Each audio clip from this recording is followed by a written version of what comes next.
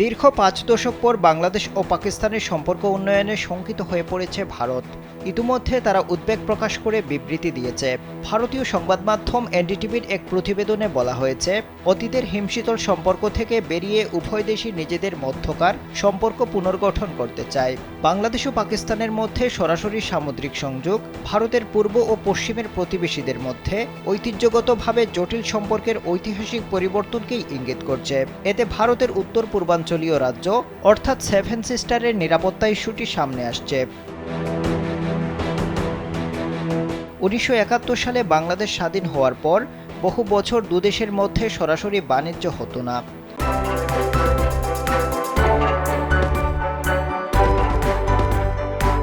২০০৯ সালে আওয়ামী লীগ ক্ষমতায় আসার পর থেকে পাকিস্তানের সঙ্গে আমদানি রপ্তানি কার্যক্রম সীমিত হতে থাকে।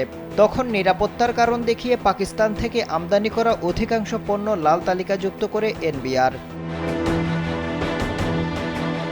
কিন্তু ক্ষমতার পট পরিবর্তনের পর পাকিস্তানের অনুরোধে গেল ২৯ সেপ্টেম্বর লাল তালিকা থেকে মুক্ত হয়েছে দেশটির সব ধরনের পণ্য।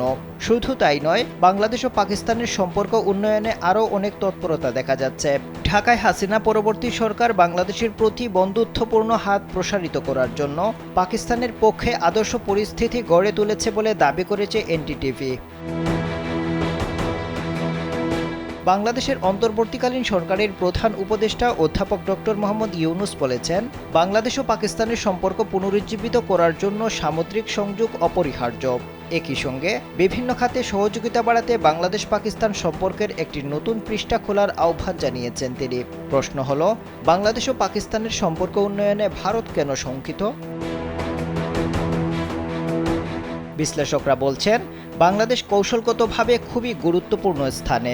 ভূ রাজনীতির ক্ষেত্রে প্রতিবেশী এবং আঞ্চলিক দেশগুলোর সঙ্গে বাংলাদেশের অনেক হিসেব নিকেশ রয়েছে। গেল বছর মংলা পোর্টের টার্মিনাল পরিচালনার দায়িত্ব পেয়ে চীনের উপর একটি কৌশলগত জয় পেয়েছিল ভারত। কিন্তু এখন পাকিস্তান চট্টগ্রাম বন্দর ব্যবহারের সুযোগ পেয়ে যাওয়ায় এই হিসেব অনেকটা উল্টে গেছে। কারণ পাকিস্তান ভারতের সঙ্গে প্রতিযোগিতায় লিপ্ত এবং চীনের সঙ্গেও দেশটির ভালো সম্পর্ক রয়েছে। এদিকে মিয়ানমারও চট্টগ্রামের খুব কাছে। মিয়ানমারের টালমাটাল অবস্থায় এমনিতেই ভারত উদ্বিগ্ন। তাদের সংখ্যা মিয়ানমার থেকে ভারতে অবৈধ অনুপ্রবেশ এবং মাদক কারবারি বেড়ে যেতে পারে।